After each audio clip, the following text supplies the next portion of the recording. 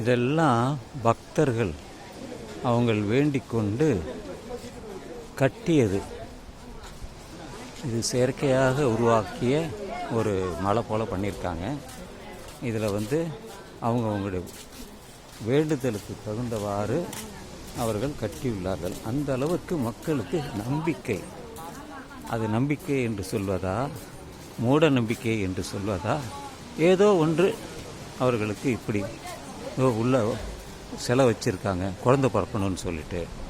எல்லாமே கிருஷ்ண பொம்மை, அந்த பொம்மை, இந்த பொம்மை, அப்படி எல்லாமே வச்சுருக்காங்க. காரணம் அவங்களுக்கு உள்ள நம்பிக்கை தான். அந்த நம்பிக்கை பலிக்குமா பலிக்காதா என்பதை பற்றி யாரும் கவலைப்படுறதில்லை.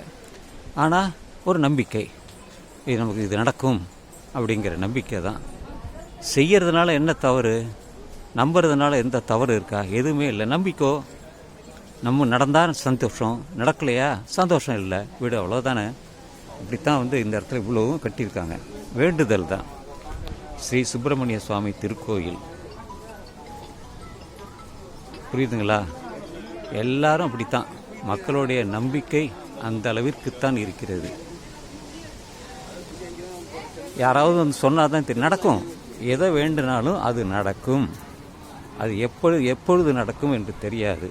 ஆனால் அவர்கள் நினைத்து கொள்வார்கள், நடந்துவிட்டது, நான் வேண்டினேன், அதுபடி நடந்துவிட்டது என்று.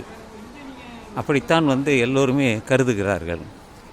நீ வேண்டிக்கொள், நடந்தால் சந்தோஷப்படு, நடக்கவில்லை என்றால் அதனால் உனக்கு ஒன்றும் நஷ்டம் இல்லையே. அப்படித்தான் எல்லாமே போகிறது. இது உள்ள எங்கே போகிறோம் இப்போ? இல்லை, உள்ள கோயிலுக்குள்ளே போகணுமா? வள்ளியம்மன் கோயிலா?